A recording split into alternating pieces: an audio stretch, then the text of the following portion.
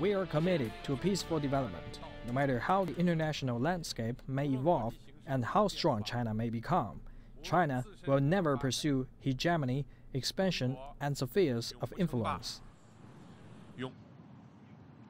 Welcome back to The Heat as we continue our conversation on President Xi Jinping's address to the United Nations in New York. Joining me now from New York is Robert Kuhn. He's an international strategist who's worked with China's leaders and the Chinese government for more than 20 years. Also with us again is my colleague Nathan King, reporting from outside UN headquarters. Also with us from Shanghai, we are joined by Zhang Weiwei. He is a professor of international relations at Fudan University. Welcome to all of you to the show. Professor, let me start with you first in Shanghai. What was your overall reaction to President Xi's speech? Well, this is a very impressive speech, and it contains some big ideas as well as some kind of new concrete proposals. I think it's a kind of a new Chinese political narrative, which is impressive. Robert Kuhn, we heard, as I mentioned throughout the speech, President Xi talk about cooperation and dialogue. If you look at the main themes that he hit in this speech, what does it tell us about China's foreign policy priorities? Future historians, when they look at this week with President Xi Jinping in New York at the United Nations, may point to this as a real turning point in China's engagement with the world. China has been an economic superpower for some time, but has, as we say, punched way below its body weight in international politics. This week, exemplified by President Xi's speeches on sustainable development, South-South cooperation, women's rights, and today on global governance, signifies a significant change and puts China's voice among the other major powers of the world in determining global governance. If you look at China's own condition, it is the most globalized country, requiring foreign markets for its goods and needing raw materials, particularly oil, as imports. So it is dependent on the stability of the international community, and helping and working with the United Nations to foster good global governance is a prime Chinese objective. Zhang Weiwei, President Xi called for more dialogue and a new type of international relations which would have what he called win-win outcomes. How significant is that? Yeah, I think it represents a kind of new outlook for international order. Based on China's own approach to modernization and also rooted in Chinese own history and culture. We have a win-win mentality. If you look at China's modernization process over the past 3 decades, it's essentially win-win. And if you look at China's long history, China is one of few countries in the world that did not have this religious warfares of its long history. Different religions can coexist and live peacefully together and even become inclusive of each other. So this tradition and this mentality of win-win, I think, is overwhelmingly positive for the 21st century, for international community. Robert Kuhn, what did you make of the fact that President Xi devoted a large part of his speech to concerns that China has on developments in the developing world? The developing world is extremely important for everyone in the world because global imbalances will be one of the most significant problems in the future. China's an expert at this because along with its tremendous development, it has created substantial imbalances in China itself. Between rural and urban, coastal and inland. This is a result of development, but it is a problem that China faces. So it understands that problem, and the problem of the world will be a similar one. If the rich get richer and the poor get poorer on a relative basis, that will only be a cause for instability.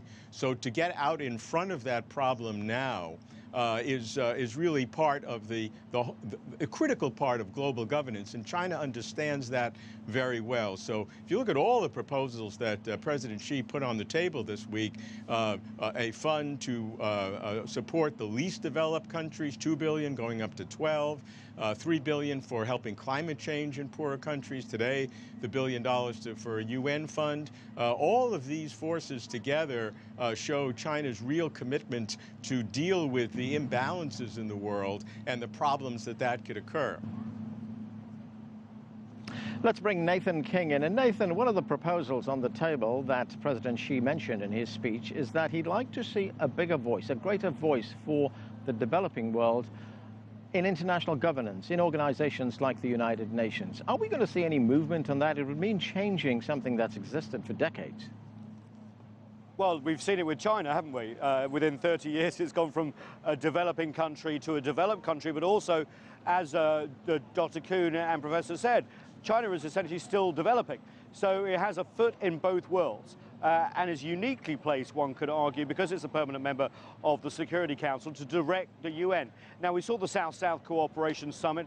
Dr. Kuhn was absolutely right, a key summit. And all that is really about knitting together the Global South. And we mean, of course, Latin America, Africa, parts of Asia. So they actually fund each other's development, share best practices. China, of course, has some very good best practices that they can share, but it also admits that no model necessarily fits all. So that's where China feels its voice can be heard. And I just want to raise one other point here, is that China's speeches here in the last few days have also been about reassurance of China's rise. We heard it from Xi Jinping in his speech at the UN General Assembly, where he said, look, we may be an economic power, but we are never going to try and be the primary power, a hegemon.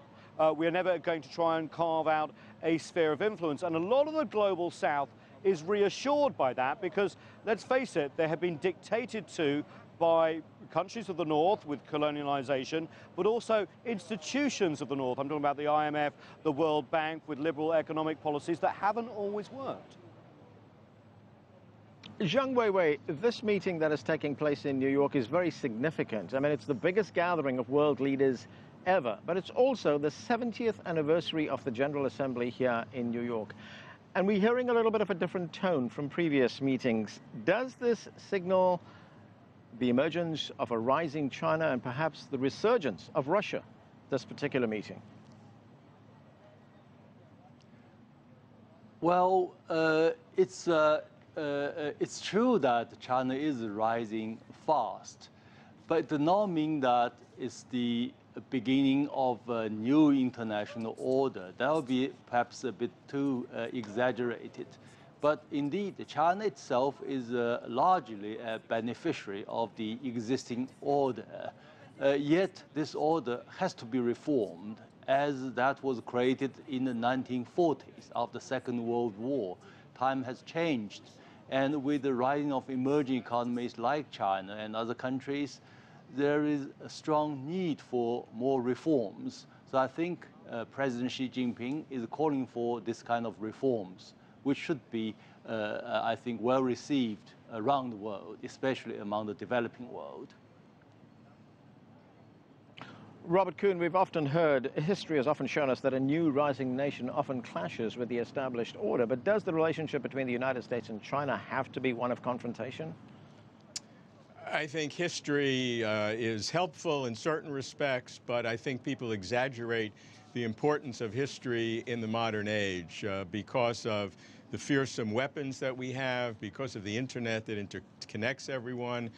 So I'm a little bit chary to be too worried about what history has done in the past. I look to the future, and I certainly agree that all that unites the U.S. and China far exceeds that which separate us. But, you know, this world is a messy world. China, as I said, is totally dependent upon the stability of the world for its own economic development. So China is heavily invested in good governance for the world, and I'm very pleased to see China taking a stronger role. But you know, the realities of the world may hit us in different places in different ways.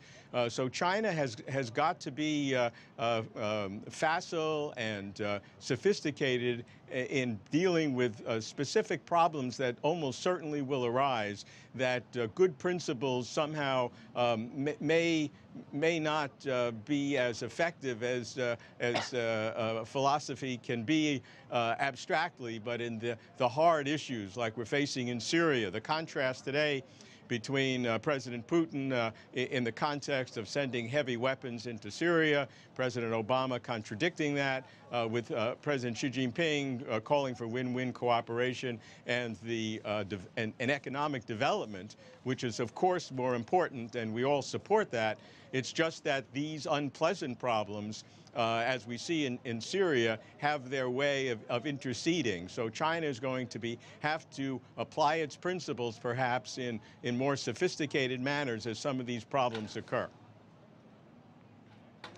Nathan, I've got about 90 seconds left. What kind of reaction have you heard here at the United Nations to President Xi's speech? You know, you don't want to judge these things in applause, but he did get a lot of applause because he hit all the right buttons in terms of what people wanted to hear over South-South cooperation, what people wanted to hear about a multipolar world. Remember, the UN was set up to basically say that every country has a voice. But I think he's also answered another question out there.